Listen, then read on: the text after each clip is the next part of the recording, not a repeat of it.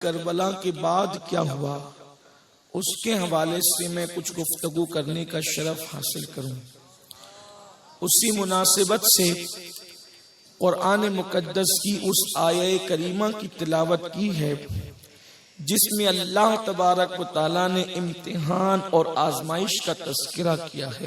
اللہ میدان کربلا میں اللہ اکبر قاسم حضرت امام قاسم کی شہادت ہوئی، حضرت مولا علی اکبر کی شہادت ہوئی، حضرت امام علی اصغر کی شہادت ہوئی، حضرت اون محمد کی شہادت ہوئی، حضرت محمد ابن علی کی شہادت ہوئی، عبداللہ ابن علی کی شہادت ہوئی، ابو بکر ابن علی کی شہادت ہوئی، عمر ابن علی کی شہادت ہوئی، عثمان ابن علی کی شہادت ہوئی، عباس ابن علی کی شہادت ہوئی، امام مسلم کے بھائیوں کی شہادت ہوئی، امام مسلم کے بیٹوں کی شہادت ہوئی، اللہ اکبر، حضرت عبداللہ ابن امام حسن کی شہادت ہوئی۔ اس طریقے سے یہ شہادتیں ہیں میرے آقا صلی اللہ علیہ وسلم کے دیوانوں، اور اخیر میں اللہ صبح سے لے کر کے دوپہر تک جو سب کا لاشا اٹھاتے ہوئے لاتا رہا، سب کے لاشے اٹھا کر کے لاتا رہا، آخری میں وہ میر کارواں بھی جو ہے، وہ میر کارواں بھی اپنے کارواں کو چھوڑ کر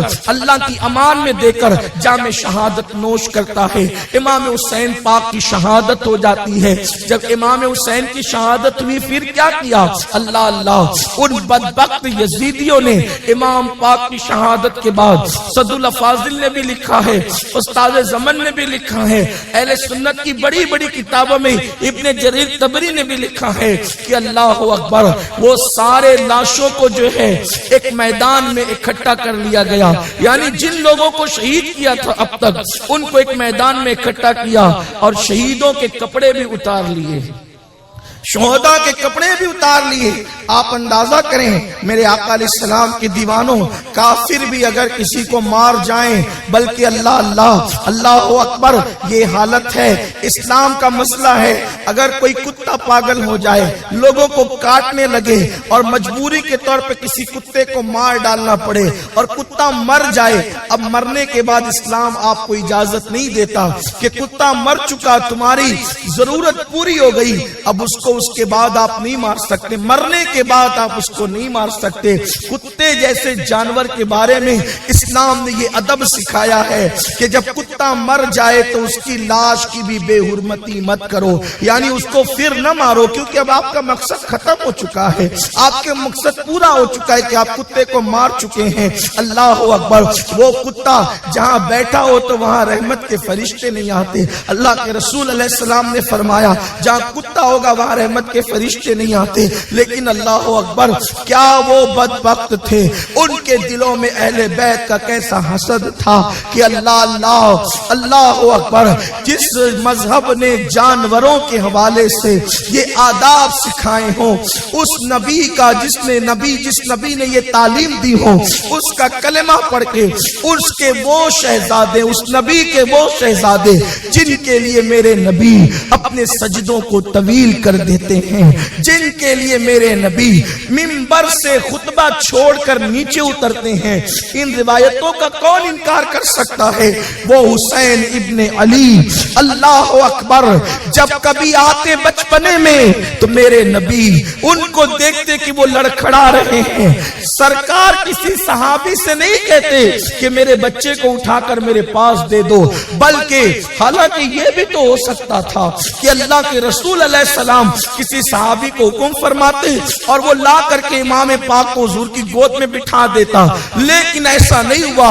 حضور علیہ السلام نے محبت کے تقاضے بھی پورے کیے اور لوگوں کو مولا حسین کی عظمت بھی بتائی۔ اللہ اکبر، وہ رسول اللہ جس نے یہ حکم فرمایا کہ خطبہ ہو رہا ہو تو آپ دائیں بائیں بھی نہیں دیکھ سکتے۔ احناف کے یہاں تو مسئلہ یہی ہے کہ خطبے کے درمیان آپ دائیں بائیں بھی نہیں دیکھ سکتے، آپ آپس میں بات چیت نہیں کر سکتے۔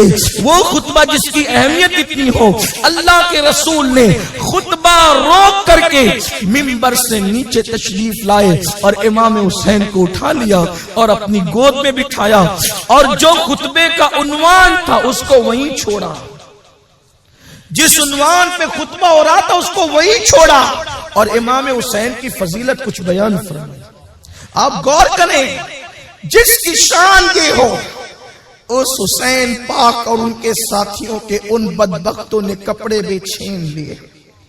صرف کپڑے نہیں چھینے بلکہ ایک بدبخت نے اعلان کیا کون ہے ان کی لاشوں کو روندے گھوڑوں کی ٹاپوں سے. تو 50 گھوڑے لے کر وہ یزیدی آئے اور ان نرم نازک جسموں کو کچلنا شروع کیا. جس جسم پاک کو اللہ کے رسول چومتے تھے، جس کو سینے سے لگاتے تھے، ان کو کچلنا، گھوڑوں کی ٹاپوں سے کچلنا شروع کیا. آپ مجھے بتائیں کسی بیوی کے سامنے کسی کے شوہر کو تھپڑ مارا جاتا ہے، اس بیوی کے دل پہ کیا گزرتی ہے؟ لیکن وہ بیویاں خیموں سے دیکھ رہی ہے کہ رسول اللہ کے شہزادوں کے وجود ناز کو گھوڑوں کی ٹاپوں سے کچلا جا رہا ہے. بیویاں رو رہی ہیں، ادھر لاشوں کو کچلا جاتا ہے گھوڑوں کی ٹاپوں سے. اور میں آپ کو یہ بات کہنا چاہتا ہوں، یہ جو داستان بیان ہوتی ہے یہ صرف دل بہلانے کے لیے نہیں، یہ جو داستان بیان ہوتی ہے صرف منورنجن کے لیے نہیں، یہ سوچنے کے لیے کہ خاندان نبوت نے دین بچانے کے لیے کتنی قربانی دی، انہوں نے کیا کیا، ہم کیا کرتے ہیں. آپ کو میں گفتگو آگے بڑھانے سے پہلے یہ بات کہوں آپ کے سامنے کہ رسول اللہ کے خاندان نے اس غم اور تکلیف کے موقع پر بھی ایک لمحہ بھی شریعت کی خلاف ورزی نہیں کی. اس سلسلے میں کچھ باتیں آگے کرنے کی بجائے میں پہلے آپ کی توجہ اس طرف مائل کروں. سکینہ کے چہرے پہ تماچے پڑے، کان کٹ گیا، بیویوں کی چادریں چھین لی گئی، خیموں کو آگ لگا دی گئی.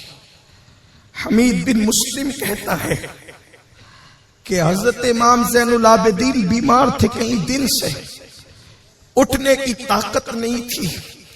ایک چمڑے کا گدا تھا، اس کے اوپر حضرت امام زین العابدین لیٹے ہوئے تھے، بیمار تھے، اٹھ نہیں سکتے تھے. ایک بدبخت آیا اور اس نے حضرت امام زین العابدین کے نیچے کا وہ گدا ایسے کھینچا کہ اب زمین پر آ گیا. وہ گدا بھی لے کے بھاگ گئے، نیچے کا گدا بھی لے کر کے بھاگ گئے. یہ اقبال نے یوں ہی تھوڑی کہا ہے، غریب سادہ وہ رنگی ہے داستان حرم. داستان حرم اتنی آسان نہیں. عیدوں کے لاشوں پہ گھوڑے دوڑنے لگے، حتیٰ کہ ظالموں نے 6 مہینے کے معصوم پر بھی رحم نہ کیا. چھوٹے سے ننھے شہزادے حضرت علی اصغر پر بھی رحم نہ کیا، ان کی لاش کی بھی بے حرمتی کی اور سارے لاشوں کے سارے جسموں سے سروں کو الگ کر دیا. حمید بن مسلم کے حوالے سے مورخ لکھتا ہے کہ جب خیموں کو جلا دیا گیا، خیموں میں آگ لگا دی گئی تو ساری بیویاں خیموں سے باہر نکال دی گئی. حمید کہتا ہے ایک چاند جیسے چہرے والی خاتون تھی جو آگ پر چل کر اندر خیمے میں جاتی اور باہر آتی. میں نے اس سے کہا اے بی بی کیا تجھے ڈر نہیں لگتا آگ سے کہ تو اندر جاتی اور باہر آتی ہے؟ اس نے رو کر کے کہا کیا کروں، میری جان تو اندر ہے، میری جان تو اندر ہے، مجھے کیسے آگ سے ڈر لگے. میں سمجھ نہیں پایا. تھوڑی دیر گزری تھی کہ میں نے دیکھا اس چمکتے چہرے والی خاتون نے اندر گئی اور ایک بے ہوش 13-14 سال کا لڑکا تھا، اس کو اپنے کندھے پہ ڈال کر اٹھا کر کے لائی. وہ کون تھے؟ وہ حضرت سیدنا علی ابن حسین امام زین العابدین تھے. سیدہ زینب نے یہ کیا. اس کے بعد اللہ اکبر، مورخین نے بڑی طویل داستان لکھی ہے کہ سورج کو گہن لگا، ایک آندھی سرخ اٹھی اور دن کے وقت رات کی طرح تارے نظر آنے لگے. یہاں تک کہ علامہ جلال الدین سیوطی تاریخ خلفاء میں لکھتے ہیں کہ بیت المقدس میں جہاں پتھر ہٹایا جاتا وہاں سے تازہ خون نکلتا ہوا نظر آتا. امام علی مقام کی شہادت کا اثر